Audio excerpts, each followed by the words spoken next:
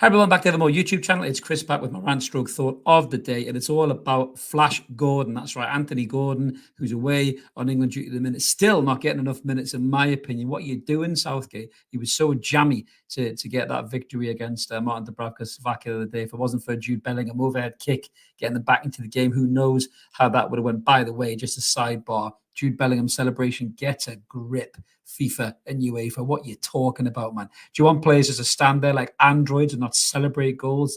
Honestly, this whole thing just flicks my switch. It really, really does. I could do a separate rant video on that alone. Get a grip, man, for God's sake. He's already said he was just talking to his mates in the crowd. Who are these fannies who've got a problem with that celebration? Get in the bin. Anyway, going back to the matter at hand, Anthony Gordon.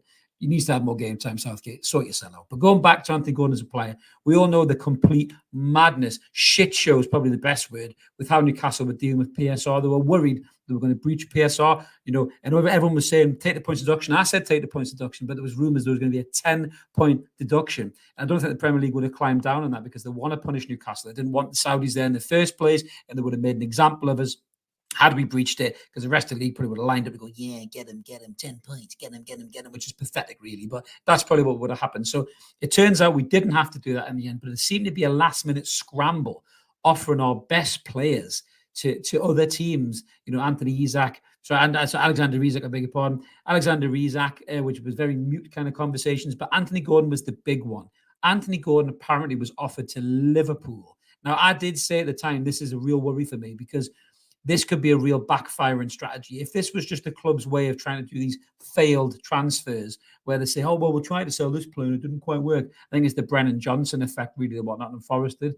Now, if they tried that, there was always a gamble this could blow up in their face, and it could potentially have blown up in their face if you can believe Luke Edwards of the Telegraph, and that is a huge if, to be fair. I've got no personal vendetta with Luke, but he has got previous form of winding up Newcastle fans. This is the same bloke who basically wrote a soliloquy to say how wonderful Steve Bruce was as Newcastle manager, and he was really unlucky to lose his job. So just take that with a huge dollop of salt before you read that article and go mental about it. But let's talk about the what ifs, right? What if the article is right? What if Luke Edwards is on the money with this? Now, Anthony Gordon's boyhood club was Liverpool, and even though he played for Everton, he was a Liverpool fan. His favourite player, Steven Gerrard, Liverpool icon. Love that player, by the way. If there's one player I could have had playing for Newcastle out of the Gordon generation, he would have been the one for me. What a player. But going back to Anthony Gordon, to me, this is a real dangerous strategy by the club, because I said this, if Anthony Gordon gets wind of that when he's over in England camp and he goes, oh, but yeah, they're trying to sell me. And then he thinks, oh, Liverpool, that may be interesting. Liverpool, a boyhood club, there's a chance there. Go back to Liverpool. Everton fans hate me anyway. Fuck it. So I might as well have a go at it. But there's always an element that you'll unsettle a player if you start doing things like that. And this could very well be what's happened here. Now, I'm seeing stories doing rounds on social media. I'm not really engaging in it anymore, as I said in the previous video, but I do keep me headed and see what's going on, mainly for content creation. That's right, people. We don't just make this shit up. Some channels do. We don't do it. That's where you get a lot of your information from, because it's news, isn't it? So that's how content creators really get articles and stories, really. They look on the internet, they look on X and stuff like that, and that's how it happens. That's how these videos happen. You don't just wake up one morning and go, oh, I'll talk about him going somewhere, unless you're full of shit, which a lot of channels are. But going back to the main point, like I said, Anthony Gordon could be unsettled here, could be rattled. Darren Eales apparently is going to come out and put the fans' minds at rest with PSR. He'll sit there and he'll do his little spin doctor thing. He's very good at spin doctor. I could honestly see Darren Eales being a fucking MP the way he goes on. I've met him in person. He's got this real charm about him, but whether he can flick it on and off, and maybe that's what he's really like, who knows? Some guys are just genuine. I might be doing the guy at the service. He was quite charming when I met him at a True Faith event, because, the club have obviously done a lot with True Faith, and credit to them, because, they've been going a long time and they're great at what they do. But going back to the point at hand, Darren Eales can address the fans as much as he fucking well wants. If he's not been on the phone to Anthony Gordon straight away to reassure him that he's a key member of this squad, then he's not doing his job properly. I'm sorry, Darren, you're not. He's the guy you need to speak to first and foremost. Fucking call him, fly out to Germany to see him, fucking video call him, whatever you want to do. Make sure that kid knows how valuable he is to this squad moving forward. I mean, fuck me, this could even lead to a contract renegotiation and more money for Anthony Gordon to keep him here, if that is the case, because he's one of the last players you want to leave this football club. I mean, let's be brutally honest here. When you're looking at Newcastle United as a whole, right, there's probably about 4 or 5 key players that aren't replaceable, right? And I'm not even including Nick Pope in this. I love Nick Pope, but I think you could buy better than Nick Pope. I actually think Mamardashvili would be an improvement on Nick Pope. That might sound a bit controversial, but I think it's right. Look at him in the Euros. He's been sensational. But you look at Sven Botman when he's fit. You look at Bruno Guimaraes. You look at Joe Linton, probably as well, you'd have to say. You look at Isak and Gordon.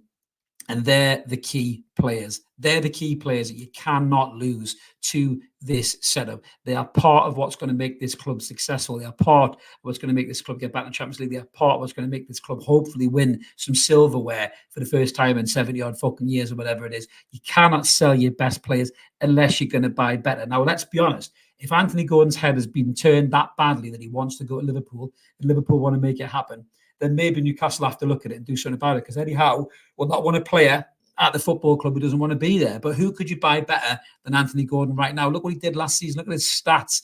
Was it 10 goals and I think 10 assists or whatever it may be, from the left wing position, just got better and better. He's one of the fastest players in the league. Who could you realistically buy to improve on that player? Federico Chiesa has looked all right in the Euros, but is he an improvement on Gordon from last season? The two of them had 2 very different seasons. You'd probably say not. Jared Bowen from West Ham, yes, Jared Bowen's a fantastic player, and I'd love to have him at a football club, but how much are you going to spend to get him? West Ham will want more money for him than we'll probably sell Gordon for. If Elliot Anderson's just gone for 35 million fucking quid, how much would West Ham value Jared Bowen at? So this makes no sense to me for Newcastle United to even contemplate selling Anthony Gordon, but they need to make sure that the player's head is okay and he's all right. He's obviously concentrating on England. He's a very mature lad, as we've seen numerous times. I think he did with Gary Neville. Obviously, the conversations he's had with England, even after falling off his bike with his big scabby chin, he's handled that really well, to be fair. But I really hope that Anthony Gordon is calm about the situation. His head isn't turned. It is just Luke Edwards on the wind up. And hopefully the club have already reached out to Anthony Gordon to say, Anthony, listen, you're a huge part of the club next season. We want you here. You're going to be here. And Anthony Gordon will just bury all this talk about Liverpool. Do what he does with England. I don't know how far England are going to go. If they don't shape up sharpish, they won't go much further than Switzerland at the weekend, to be fair. But if he gets all the way to the final, that'll be something for him to concentrate on as well. Then he'll go and have a little mini break. Hopefully Eddie Howe's already reached out to him and reassured him as well. But this is a dangerous game. The club should never have allowed themselves to get into a situation like this with PSR. There was more Deadwood players that we could have flogged. We'll cover that in the channel as well, because there's loads of news breaking about Newcastle about how we're going to operate now. The PSR deadline is passed. We look like we satisfied the pin without having to sign Anthony Gordon, but is the damage going to be long-term if the lad thinks he's no longer part of the picture? But let us know in the comments below what you guys think about this thing with Anthony Gordon. Are you worried? If his head's turned, do you want him gone? Or do you think, he's calmer and this is just Luke on the wind-up, as he has got form for doing as well? Let us know in the comments below, guys. Like the video, subscribe, help the channel grow. We'll be back with some more content soon. It's flying out at the minute. No rest for the wicked here. It's quite hard to fit this in amongst your normal everyday life as well, guys. But thank you so much for you guys watching, the great comments, clicking the buttons as well. We really appreciate it. What's going on will be back before you know it. We're having a little bit of a break over the European Championships, close season, but pre-season will be back soon, and that's when What's Going On will be back. So stay tuned to the channel, guys. Have a belter. We'll see you later. Cheers.